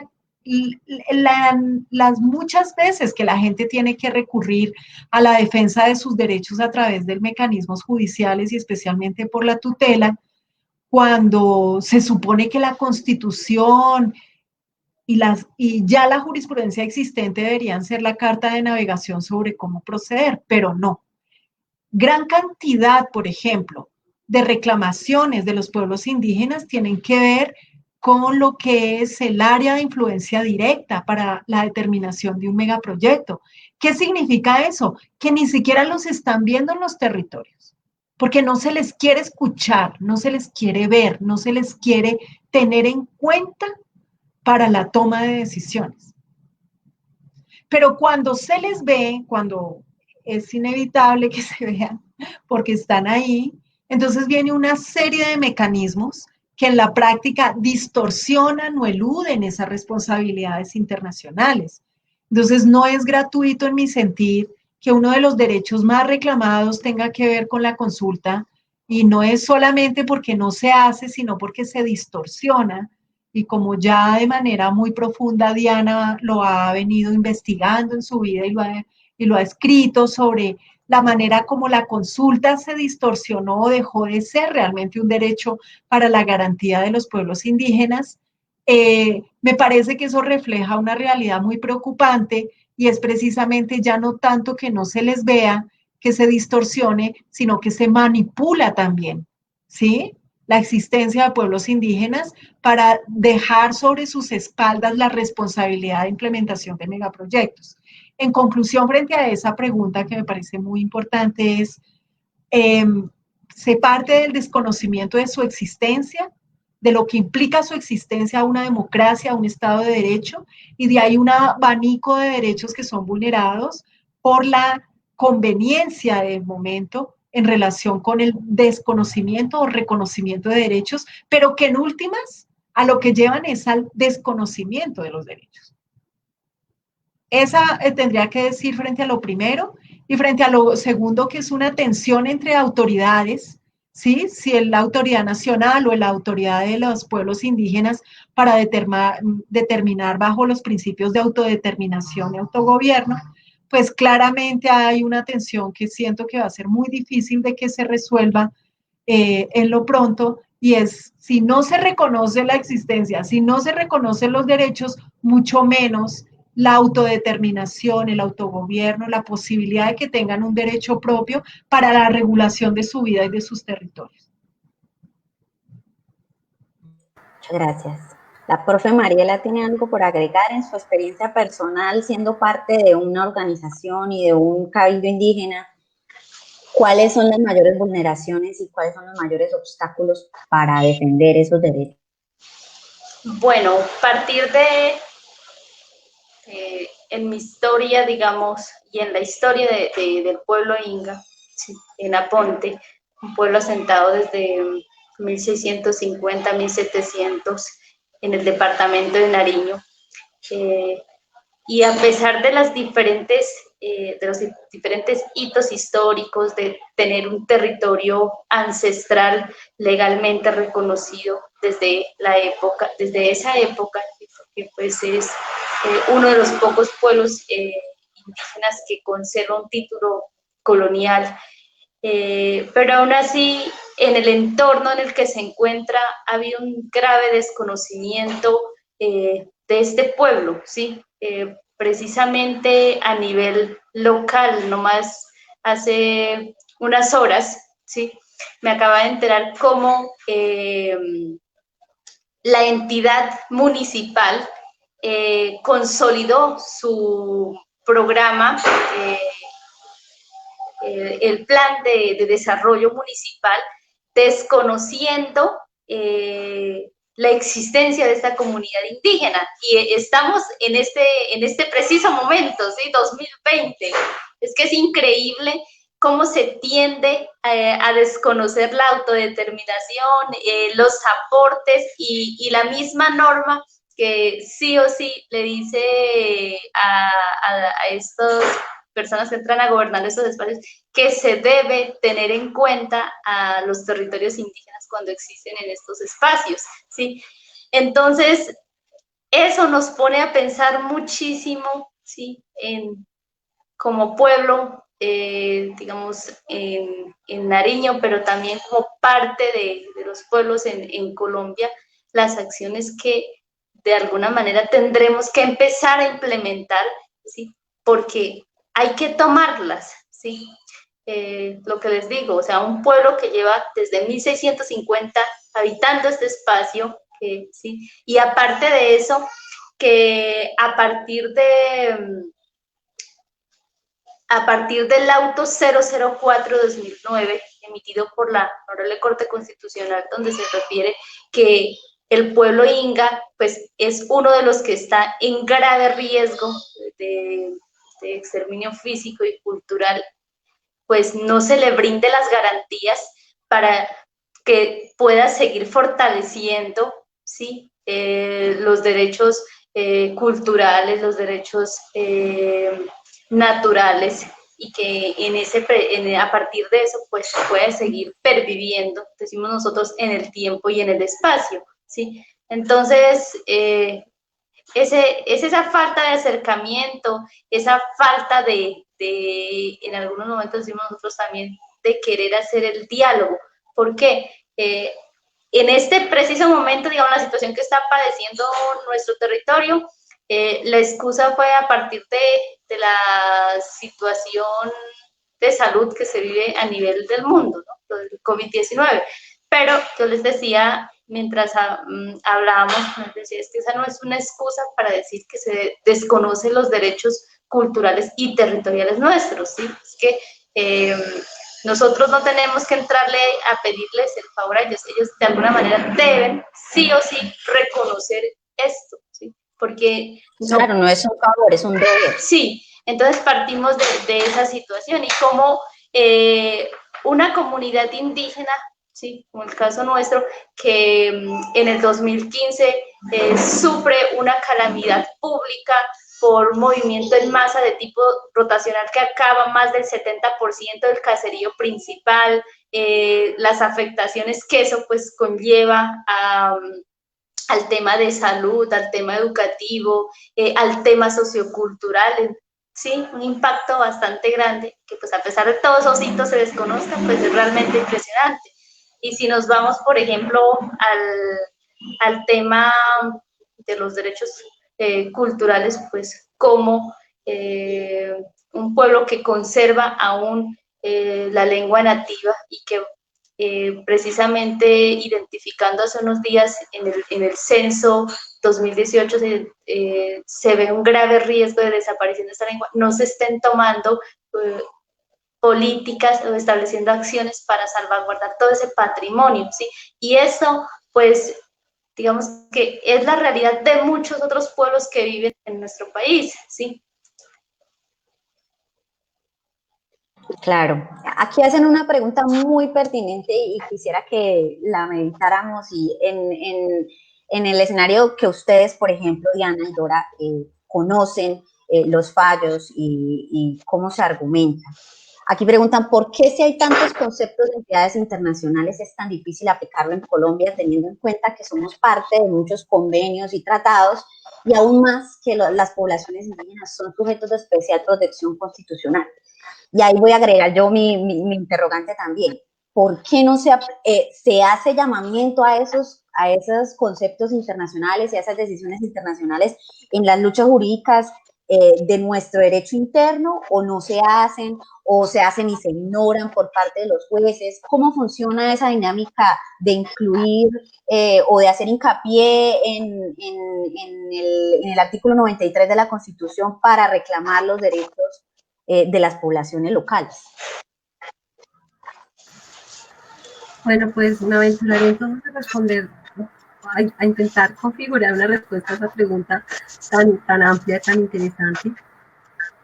Un poco también con la historia de Colombia en el escenario de observación internacional de los derechos humanos, ¿no?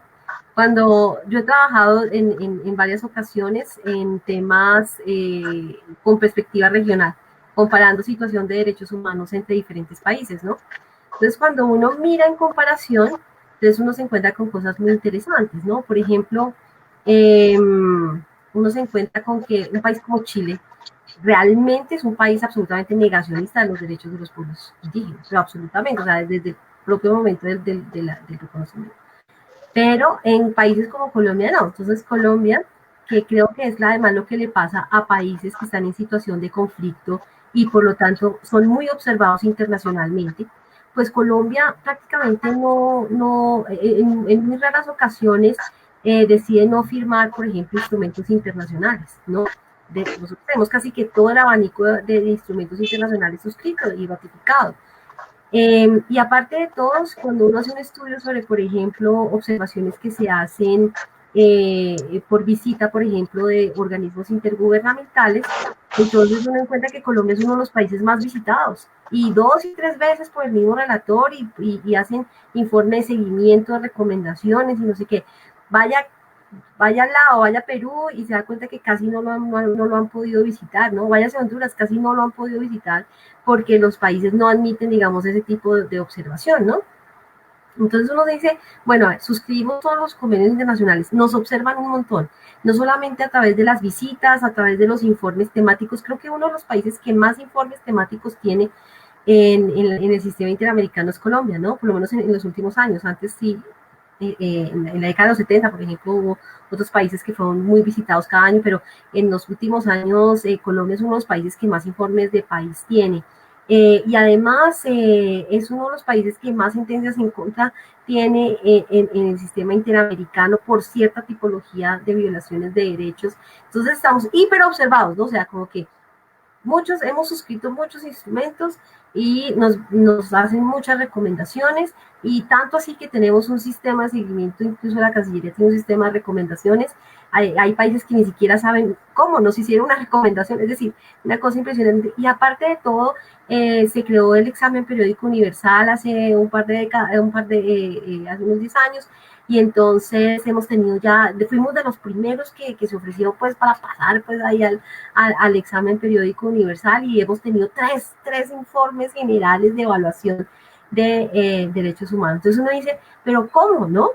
Y cuando uno habla sobre, por ejemplo, satisfacción de derechos en otros países, entonces, por ejemplo, me dicen, no, bueno, en Colombia por ejemplo, hay una mesa permanente de concertación entre los pueblos indígenas y el Estado, ¿no? Entonces, dicen como, ¿cómo? O sea, permanente, y permanentemente concertan, pero ¿quiénes? ¿Cómo? ¿Cuál? Y es representativa, y hacen seguimiento, y uno dice, sí, claro, es más, y uno empieza a contar esa historia. Por ejemplo, yo cuando pude asistir en alguna oportunidad como observadora de estar ahí en esas mesas, y entonces yo observaba como cosas muy interesantes en términos del ejercicio de la autoridad indígena, ¿no? Cuando se estaba discutiendo un asunto y de repente ellos decían, necesitamos un espacio autónomo para tomar una decisión determinada, y entonces se retiraban los representantes del Estado y se quedaban ellos discutiendo y volvían a la mesa cuando tenían que discutir, y uno dice, esto es un escenario de concertación de verdad, y tú cuentas eso afuera y no dicen, pero ya, Colombia la logró, es decir, ya, o sea, hay una posibilidad absoluta de la justiciabilidad de los derechos. Entonces tenemos todo eso, y no se logra, ¿no? Entonces yo creo que hay una categoría muy interesante que hay que revisar, ¿no? Y es la de la simulación. ¿Sí? En México hablan mucho de esto. Entonces, hemos encontrado la forma de simular que cumplimos, simular que respetamos, simular que garantizamos cuando eso no es así. Y eso me lleva yo quería opinar sobre una de las primeras preguntas, ¿no? Es sobre, por ejemplo, uno de los derechos más violados a los pueblos indígenas, en mi opinión, en el país, y a los pueblos afrodescendientes. Y creo que tiene que ver con la capacidad jurídica. Y una capacidad jurídica muy particular para decir no, para poner límites respecto de lo que pasa en su territorio. Y eso pasa, por ejemplo, a través de la consulta previa, ¿no? En Colombia se han hecho más de 10.000 consultas previas. Eso es más que cualquier otro país del mundo, teniendo en cuenta que el convenio 169 no estará suscrito por más de 20 países, por 15 si acaso, ¿no? Y de esos 15, el país, o sea, hay escenarios en los cuales se habrán hecho 3 o 4, ¿no? Consultas. Colombia más de 10.000.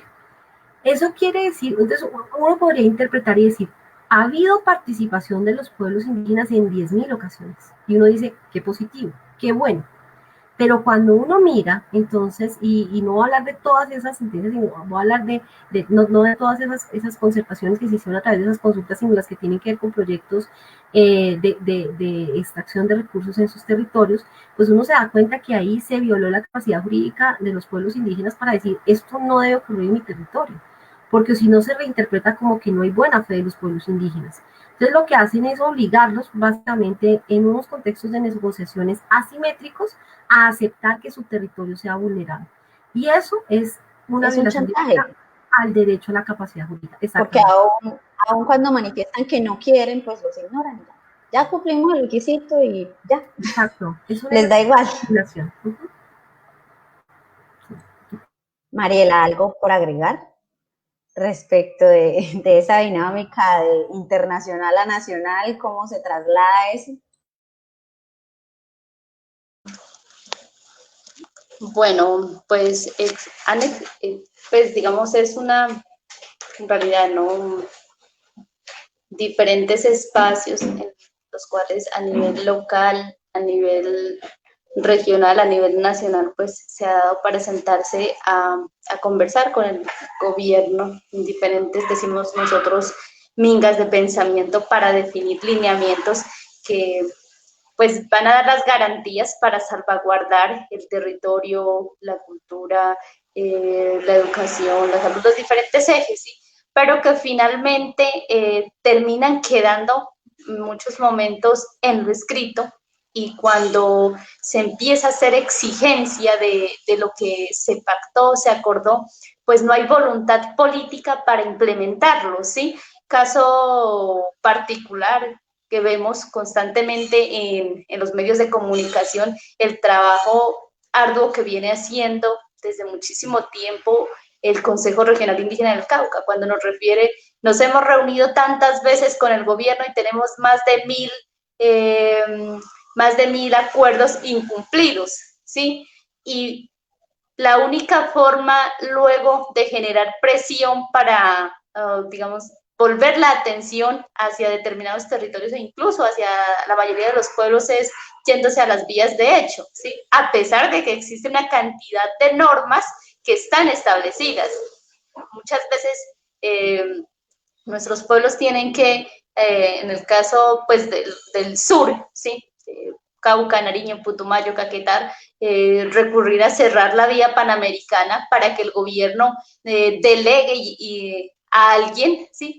Para que se siente a conversar allá con los indígenas, porque muchas veces el gobierno se escuda en decir, no, es que la región allá es peligrosa, no, es que eso, lo otro, y termina delegando a alguien que muchas veces simplemente va a escuchar la situación y no plantea una situación concreta para la solución de las necesidades, las reclamaciones que se están haciendo en el momento.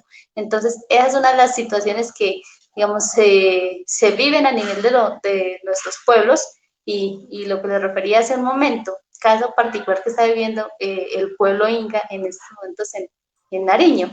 Bueno, pero tomemos, por ejemplo, ese caso particular que están viviendo ustedes y consultando aquí con nuestras otras dos ponentes. Se está dando esta situación, se está implementando un proceso de un plan de desarrollo que no tuvo en cuenta a la comunidad indígena que habita en el territorio. ¿Qué se puede hacer jurídicamente para hacer exigible ese derecho? Para que lo que internacionalmente se está mandando se cumpla nacionalmente. ¿O es imposible hacerlo cumplir? O sea, ¿qué camino jurídico tienen para empezar a hacer exigencia de eso?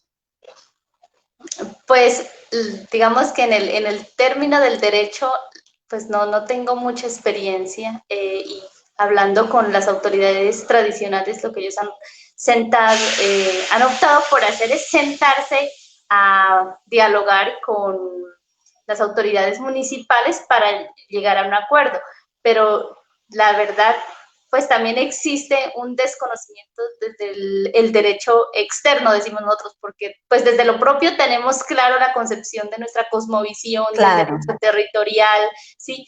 Pero nos pasa lo que le sucede a muchos pueblos, que no tenemos los profesionales, sí, que puedan decirnos, bueno, desde el marco del derecho, de lo que esto y eso vamos a hacer, y a pesar de que existen diferentes normas y eso, pues terminamos muchas veces aceptando por el mismo desconocimiento. Entonces hoy la tarea está... También en toda la población, yo creo que Colombia tenemos, como lo dijo Diana, sobreproducción de normas de toda clase y la gente del común no las conoce en absoluto.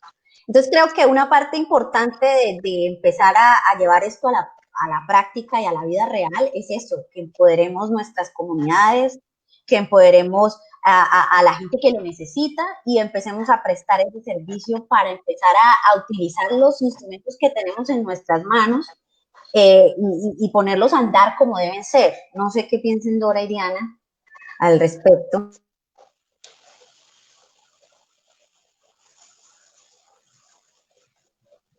Bueno, a mí me parece importante también tener en cuenta que lo que está sucediendo en territorios como el de Mariela, lo que nos cuenta, es algo que pasa en el mundo, en América Latina y por supuesto en nuestro país, que obedece a un modelo económico internacional que tiene dentro de sus focos una práctica actualmente de reordenamiento del territorio para la acumulación de capital. En ese sentido, las comunidades indígenas, las comunidades afro y las comunidades campesinas, quienes habitan en el campo, son una de las primeras interpeladas en la disputa de sus territorios. Aquí tenemos por lo menos dos formas de vida.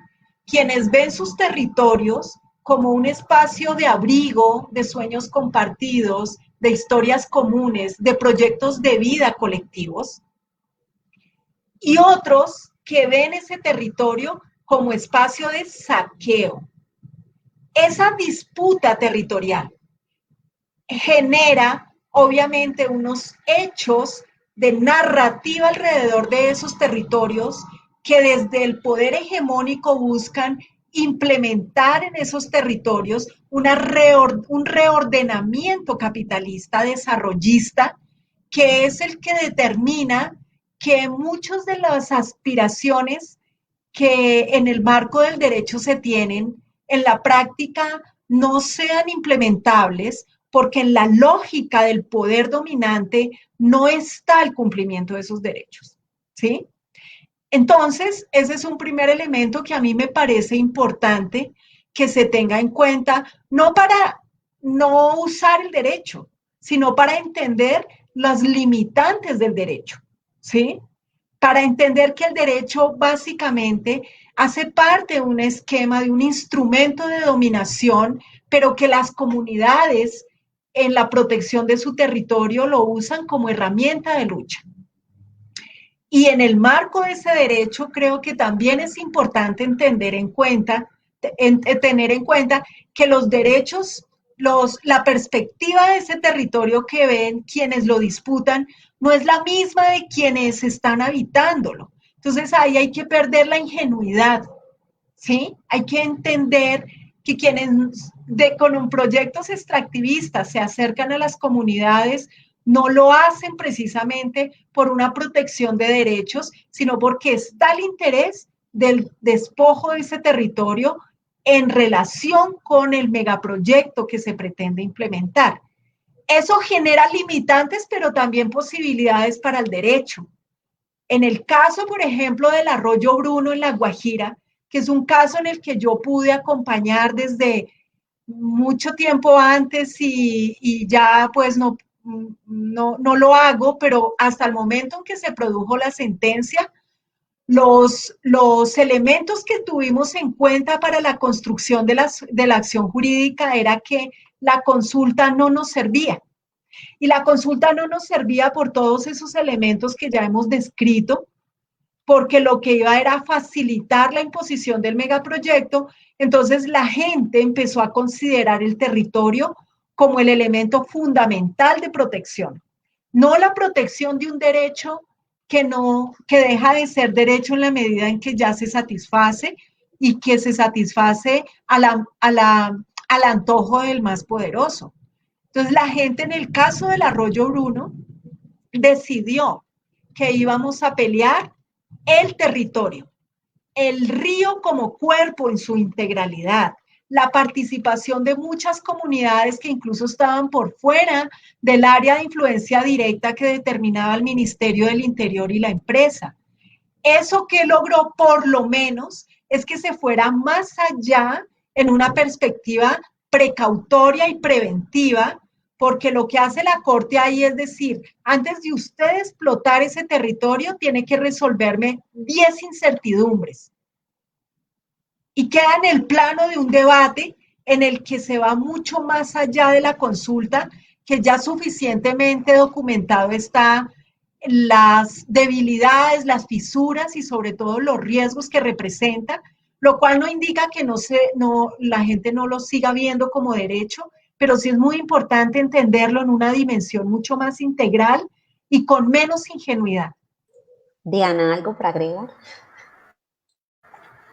Sí, yo, no sé, yo pienso en estos casos que es un poco como cuando las EPS se niegan a darle a usted la aspirina, que el plan obliga a que usted dé un medicamento X y no se lo da. Y entonces es como y ya entonces uno ve en las EPS, que ahora sí que se llaman diferente, pero y entonces está la fila, ¿no? De las mujeres embarazadas y los adultos mayores, la fila corriente y la fila de tutelas, ¿no? Entonces están dispuestos a admitir que el sistema necesita moverse. Ellos mismos mandan al usuario a que la obligación. Exacto, ellos mismos lo hago. Bueno, ¿quiere que le dé la aspirina? Ponga tutela, ¿no? Entonces, ¿por qué pasa eso, no? Pero sobre todo, ¿en qué condiciones pasa eso? Y yo creo que eso pasa en condiciones de hiperjuridización. de estados en los cuales la dinámica de lo social y de lo político pasa por ese escenario jurídico. Y eso pasó en Colombia que es un país tan hiperviolento, ¿no? Tan terrible, donde la realidad contrasta absolutamente con lo que dice el derecho, ¿no? Entonces tenemos una constitución que creó la Corte, que creó la Defensoría, que creó una cantidad de cosas y nos aferramos porque es que no había de dónde más. Y vimos que de repente podemos hacer una tutela y resolver temas que son inicialmente, que era todo ese tema de todas esas inequidades, esas desigualdades, pero luego la tutela también como un mecanismo para poder resolver cuestiones estructurales más graves, y la Corte también sacando pecho, sacando sentencias estructurales y tales. Entonces, la movilización social se hiperjuridizó. Yo creo que hasta que no irrumpieron, por ejemplo, todos estos escenarios de la gente organizándose para hacer consultas populares, yo creo que había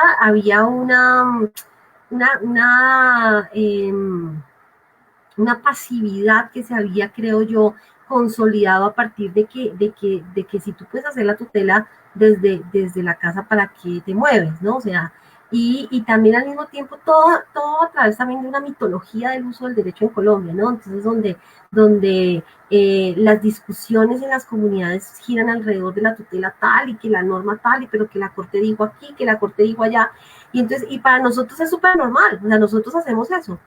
Yo recuerdo que hace años, así, muy jovencita, me fui del país, ¿no? Me fui a trabajar al Ecuador, y entonces, y me enfrenté con el primer gran problema en el lugar donde me fui a trabajar, y me dije, bueno, este es el problema. Y yo, listo, ¿no? El derecho de petición, la tutela, y entonces dije, ¿cuál derecho de petición? Aquí nunca nos responde nada.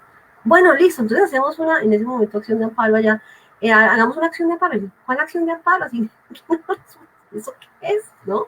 Y entonces eran dos escenarios completamente diferentes, y ahí yo me daba cuenta de que los repertorios de movilización social eran muy diferentes porque no existía ese factor que está allí, ¿no? Entonces, dicho de esa manera, entonces, ¿por qué razón pasa esto de que te obliguen a ir al escenario de la justicia? Porque eso ralentiza la pelea, ¿no? Entonces, saben que tienen que hacer un plan de desarrollo que tiene que incluir a los actores que tienen que incluir, no lo hacen. No lo hacen, y entonces el contexto de pelea jurídica se va a tardar años, ¿no? Es así como cuando sacan una norma, un decreto absolutamente inconstitucional y te dicen, vaya, listo, es inconstitucional, vaya, demándelo por nulidad. Espérese 13 años, que es el tiempo que demora la Administración de Justicia en resolver una simple acción de nulidad, ¿no? Entonces es agotar al ciudadano con el uso del derecho, porque ya entramos en este baile bailamos, o sea, en esto es en lo que estamos.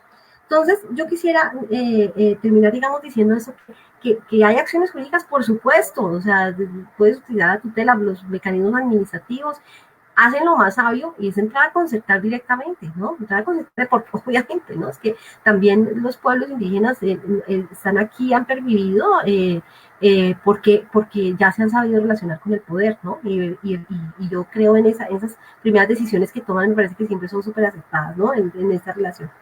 Pero también creo, en relación a algo que mencionó Mariela, es que tiene que ver con cuando se dice, no, llevamos 1000 acuerdos todos incumplidos. Yo creo que hay que pasar también un poco para también en estos términos que lo mencionó Dora Lucy, de superar la ingenuidad. Yo creo que no hay que pelear por más normas, ¿no? Yo creo que ya no hay que pelear por más normas, no hay que pelear por más sentencias, porque además, todo lo que pones a la Corte, te lo empieza a derrumbar, a esta Corte, ¿no? Es que esta Corte... y estas cortes y lo sucesivo no son la corte de Ciro Angarita, ¿no? Son la corte creada por los preterios, o sea, es una cosa diferente, ¿no? Entonces, aquí, ¿qué es lo que tendríamos que hacer? Y lo peor que voy a hacer es dar una respuesta desde el mundo jurídico, porque estamos en eso. Y yo creo que hay que empezar a discutir los temas de los actos administrativos consensuales, ¿no? Todos esos acuerdos que se han suscrito con el Estado, los indígenas, los campesinos, los maestros, toda la gente que hace acuerdos permanentes, esos acuerdos a los cuales se llega tienen una denominación jurídica, que es la de los actos consensuales del Estado, administrativamente hablando. Y los actos administrativos consensuales son vinculantes. Entonces, yo creo que hay que hacer una compilación de ese contenido obligacional que tiene el Estado, pelearlo sin duda alguna, pero también y sin duda alguna mantener todos los repertorios de movilización social, como lo que mal se denomina acción de hecho. Yo creo que la acción de hecho es un derecho, ¿no? Porque la alternativa es protesta, lo que pasa es que aquí todo lo demoniza del Estado, ¿no? Es una reacción obvia, sí. que por eso mismo no debe ser demonizada, ¿no? Bueno, muchísimas gracias a las tres, súper valioso el aporte y el debate que hemos sostenido. Mariela, el consultorio jurídico está a tu disposición para lo que necesiten en la comunidad. Nosotros queremos ayudar. Úsenos. Bueno. Muchísimas gracias a ustedes también. Cualquier acción conjunta que deseen hacer con nosotros, estamos listos a cualquier emprendimiento que quieran hacer. Muchas gracias al público que nos acompañó y nos veremos en otra oportunidad.